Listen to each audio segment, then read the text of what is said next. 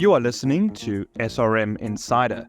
This is the Cyber Intelligence Briefing, your weekly roundup of the latest cybersecurity news and insights, straight from SRM's leading global incident response team. Welcome to another episode of SRM's Cyber Intelligence Briefing. I'm Kyle Schrebler, and I'm joined by my colleagues Miles Arkwright and James Tytler. Hello. Hi, everyone. There have been several interesting stories this week with quite a strong focus on the United States. So later we'll be hearing from Paul Caron, SRM's head of cyber in the US, regarding the legal charges that have been brought by the SEC against SolarWinds and its CISO for some of the irregularities following its major cyber incident in 2020. Some further updates have also been released about Boeing after they've confirmed that they indeed did suffer a ransomware attack. The US Federal Trade Commission has issued new data breach mandates for financial firms. A global initiative is aiming to combat the ransomware threat through policy. A money launderer for a ransomware gang has been sanctioned, and municipalities in both South Africa and Germany have suffered ransomware attacks. So last week, we discussed that the American aerospace giant Boeing seemed to have suffered a ransomware attack. The ransomware group LockBit initially named Boeing on its leak site, and the aeroplane manufacturer said that they were investigating the claims. This week, Boeing released a statement confirming that it has indeed suffered a ransomware attack. Now, Boeing haven't confirmed that they were hit by LockBit specifically, but interestingly, they're no longer listed on LockBit's dark web leak site. So we don't have any visibility into what's happened in this specific case, but this is often a sign that a victim has entered into negotiations with a threat actor or even paid a ransom. Yeah, LockBit have been pretty busy recently, claiming attacks against the Mexican airport and the global cycling company Shimano. Yeah, they are a major ransomware group and have been one of the most prominent groups for a while now. In some other ransomware news, two separate incidents have impacted municipalities both in South Africa and in Germany. The Mangaung Metro municipality in central South Africa has experienced severe IT disruptions since the 24th of October because of the attack. It's unclear which group is behind the attack at this stage. And then a separate incident has impacted over 70 municipalities in Germany. Yeah, so that was an attack on a municipal service provider called Südwestfalen IT. And as you said, Carl, that temporarily affected local government and town hall administrative services across 70 municipalities. And, the importance of incident response plans is regularly mentioned across this industry, but I do think organizations shouldn't negate the role that disaster recovery planning and testing can play. And that's around identifying your business critical systems, putting in place recovery procedures to ensure that the said systems are brought back online as soon as possible. And speaking of ransomware's impact on public life, last week 50 governments from around the world signed a formal pledge to stop paying ransomware attacks. The policy pledge was made as part of the International Counter-Ransomware Initiative Summit, which was hosted at the White House in Washington, D.C. This is essentially a formalization of the long-held stance that where possible, victims should avoid paying ransoms because this will, in the long term, starve cybercriminals of their main revenue source and discourage future attacks in the long run.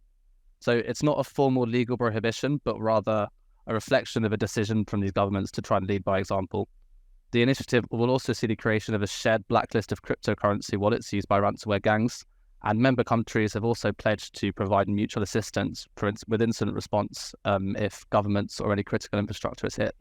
Yeah, it'll be interesting to see how that one develops over the next few months or even years. Yeah, agreed. And we've seen quite a few regulatory and legal measures come into force over the last few years, though.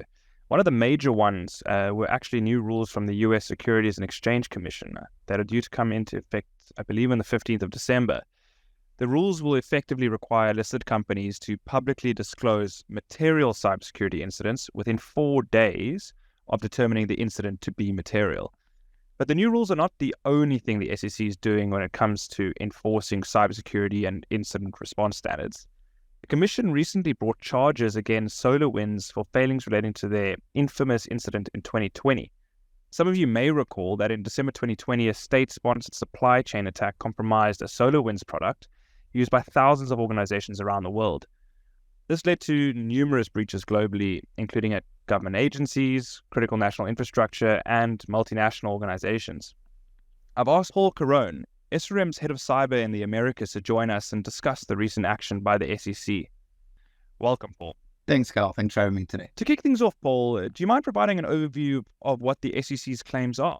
Sure, Kyle. So effectively, when we're thinking about the SEC, is claiming against both SolarWinds and their CISO, Timothy Brown.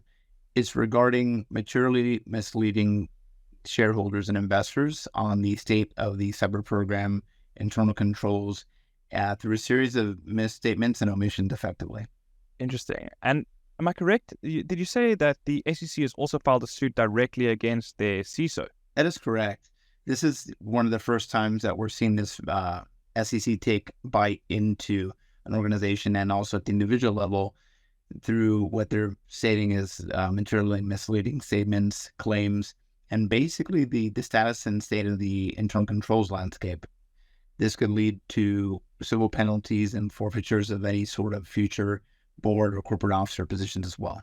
That's really interesting, and yeah, certainly a pretty new development in the industry. I mean, what kind of impact do you think that this action directly made against Timothy Brown, the CISO, what kind of impact do you think that will have on the corporate cybersecurity landscape? So, Kyle, as many of the clients that we support day in and day out, the CISO and any of those roles are very, very, they're very tumultuous billets to sustain and also to fill. So as it is, the landscape for these critical hires has been very hard to recruit effective and the right talent for. And what this is going to do is also put I believe, a bigger divide and wedge between the CISO, the actual historical C-suite, and proper talent that we're looking for in the future, because there is unfortunate bifurcation between accountability for what they're responsible for and ultimately the enforceability of getting that across the line. So unfortunately, given the fact that many CISOs do day in and day out bring risks upstream to the CFO, CEO, CEOs, heads of audit and so forth and compliance, they're ultimately not the ones that have the true mandate that can put it into gear with the proper authority. So it's giving, kind of the carrot without the stick or vice versa. And I think that's making things pretty complicated on the landscape of talent acquisition and retention. Yeah, that makes a lot of sense. And just listening to you there, I wonder if certain sort of profiles of organizations may be impacted more than others, particularly maybe slightly smaller firms or firms sort of earlier on in their cybersecurity maturity, who maybe are carrying a bit more risk than some others. They may struggle even more. I think that's correct, Kyle. And not to forget, not too long ago, if you were a CISO in an industry that was heavily regulated, whether it be financial services, healthcare, and so forth, those roles generally commanded a higher salary premium because obviously they generally attracted a little bit of a different incumbent. They generally attracted a little bit of a different background and experience. But now what they've done is they've really horizontalized the playing field. So that way, whether you're in a fintech startup, financial services, healthcare, or any other industry that's going to be publicly traded that the SEC has eyes on, this applies to you equally, right? So gone are the days where doing security just good enough got across the finish line.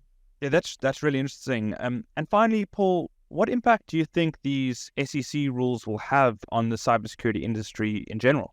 So, Kyle, I think this really reminds me of 2002 when Congress passed the Sarbanes-Oxley Act. Obviously, that was put into place to protect shareholders, general public from accounting errors and fraudulent practices across the enterprise and enhance the financial transparency in the reporting at the time.